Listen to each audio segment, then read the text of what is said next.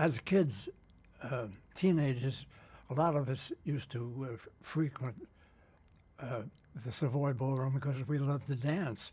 We were called jitterbugs, and we did the Lindy Hop and the Shag and all those dances. But I was more interested in the bands that were playing there at the Savoy.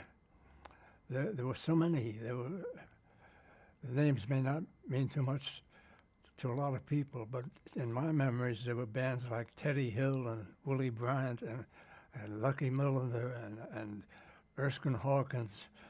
But my favorite was sort of the house band there, and that was Chick Webb, the little hunchback drummer.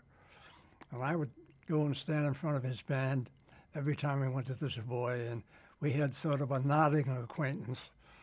When he'd say, "You're here again, kid?" And I said, "Yeah, I am, Chick, and I can't get enough." And during this time, I was studying arranging, and one night I got up a little nerve, and I said to Chick, "Listen, I have a couple of arrangements at home that I think you might be interested in. Would you like to rehearse them?" He said, "Sure, but bring them down next Friday night." Well, I was bluffing. I didn't have any arrangements. I just, but I was so thrilled to think that he would accept my offer that I went home and I wrote 2 arrangements. I knew his instrumentation and I knew the band pretty well. And I wrote, the first tune was "Keeping Out of Mischief Now," the old Andy Razzoff Fat Swallow tune. And then I attempted something on the old Dixieland, "That's a Plenty." So I brought them to the rehearsal that Friday night. Unbeknownst to me, the rehearsal didn't start until after the job. And in other words, the dance finished at 1 o'clock. And then the guys would take an hour break and have a little muscatel wine or something, whatever, and then come back. But he had other arrangements to rehearse before mine. Edgar Sampson in the band brought something in. And another fellow, his name was Charlie Dixon, brought an arrangement in. And by the time I got to my arrangement, it was after 4 a.m. in the morning. And my mother had called the police. She said, "My son is at the Savoy in Harlem. What can they be doing this time in the morning? And I hope he's all right." And so they rehearsed my things, and Chick and the guys liked him. And Chick didn't have any money on him, so he took a $20 advance from the manager of the ballroom, whose name was Charlie Buchanan, and he gave me $20, $10 each for the arrangements. And I went home on cloud 9 and 10. That was my first arrangement. And shortly after that, Chick and his manager, a man by the name of Mo Gale, asked me to do 3 arrangements a week for the band. And most of them were for Ella, who had just joined the band. And so I was fortunate enough to do most of her early Decca records. And some of them were sort of mediocre hits, but it was the start of a great relationship between Chick and Ella and myself. And of course, you know the story of Tisket to Tasket. After that happened, it was sort of an entree into the business, into the real business for myself and Ella, and for Chick. Unfortunately, he wasn't well and passed away before he could really cash in on the success of Tisket to Tasket.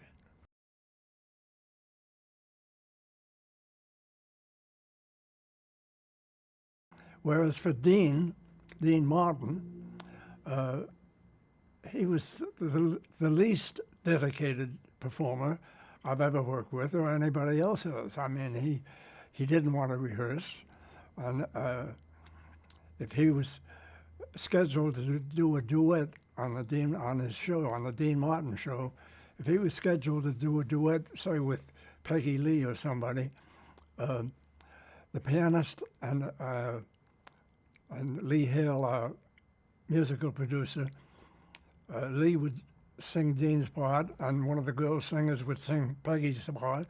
We'd make a cassette, send it to Dean, and he would play it in his car on the way to the golf course or on the way back, and learn it sort of halfway, and come into the rehearsal. And if he didn't do it perfectly, everybody would laugh, and we would do it again. And he's the only guy in the world that got away with that. I mean, Perry Como would rehearse for 3 weeks for an hour show. But Dean just had that lovable personality. He used to say, oh, just point the Italian where you want me, and just point me there, and I'll be there. And he was, and he was a naturally funny man. And we had a great 8 years together. Now, by this time, you had changed your name. Oh, many years before this. After Tisket Tasket was such a big success, I was approached by the head of RCA Victor Records, who had formed what he called a stable of band leaders who wrote songs. He had signed Larry Clinton, who had written the Dipsy Doodle and My Reverie and a lot of songs. He signed Les Brown, who had Sentimental Journey. And with the success of Tisket, he said, would you be interested in starting a band? You got a built-in record contract here on Bluebird Records, and we'll sign you with MCA, and we'll give you $100 a week against as advance against all royalties and so forth. So I said, what's wrong with that? I said, it sounds great. And so I did. And the first thing he said was, listen, Alexander Feldman is not a professional name for an orchestra, for a marquee. What's your middle name?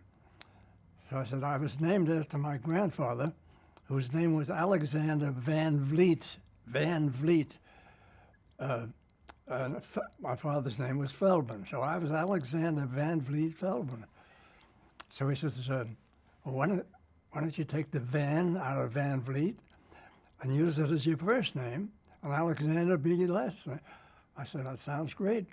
So we went to court and changed it in 1938, and I've been Van Alexander ever since. My grandfather, Alexander Van Vliet, was born in Rotterdam, Holland, and he used to say, if you ain't Dutch, you ain't much. But that's how the name came about. I actually used my own name to change.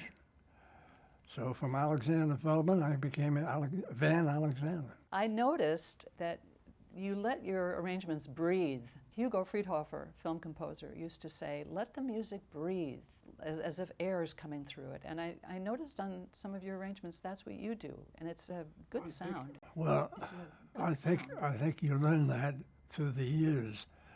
As a young arranger, and as young arrangers even today, want to load up the arrangement with everything they know, and it becomes heavy and cumbersome. I was guilty of that many times as a youngster, but then you learn to conserve and have each note mean something, rather than just being played as just extra notes. But that comes with experience.